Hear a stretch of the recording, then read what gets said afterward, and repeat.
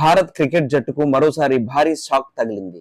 Ireland తో జరిగిన రెండో టీ20 మ్యాచ్ లో కూడా భారత్ ఓటమి పాలైంది. ఈ పరాజయంతో 2 మ్యాచ్ల సిరీస్ ను ఐర్లాండ్ 2-0 తేడాతో క్లీన్ స్వీప్ చేసింది.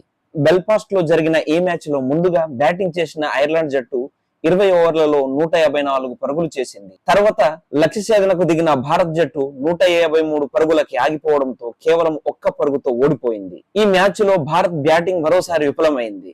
కీలక సమయాల్లో వికెట్లు కోల్పోవడం జట్టుకు తీవ్ర నష్టం కలిగించింది. టాప్ ఆర్డర్ ఆశించినంత స్థాయిలో రాణించకపోవడం ప్రధాన కారణంగా నిలిచింది. బౌలింగ్ పరంగా కూడా టీమిండియా ప్రారంభంలోనే ఒత్తిడికి లోనైంది. హర్షదీప్ సింగ్ మొదటి ఓవర్లోనే 2 సిక్స్లు ఇవ్వడం మ్యాచ్ పై ప్రభావం చూపింది. ఇక ఐర్లాండ్ జట్టు మాత్రం అద్భుతంగా ఆడింది. బ్యాటింగ్ లో స్థిరత్వం చూపుతూ కీలక సమయంలో పరుగులు సాధించింది. బౌలింగ్ లో చివరి ఓవర్లో ఒత్తిడిని పెంచి భారత్ ను అడ్డుకుంది.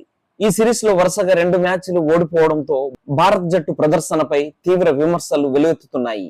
కెప్టెన్ శ్రేయస్ అయ్యర్ నాయకత్వంపై కూడా ప్రశ్నలు వస్తున్నాయి. అలాగే యువ ఆటగాళ్ల ఎంపిక, ప్లేయింగ్ ఎక్సై నిర్ణయాలపై కూడా కోచ్ గౌతమ్ గంభీర్ పై విమర్శలు పెరుగుతున్నాయి. ఐపీఎల్ లో ఎంతో గొప్పగా రాణించిన వైభవ్ సూర్యవంశిని, పటీదార్ లాంటి ఆటగాళ్లను ఎంపిక చేయకపోవడం కెప్టెన్ శ్రేయస్ అయ్యర్, కోచ్ గౌతమ్ గంభీర్ చేసిన పెద్ద తప్పిదమని కూడా చెప్పవచ్చు.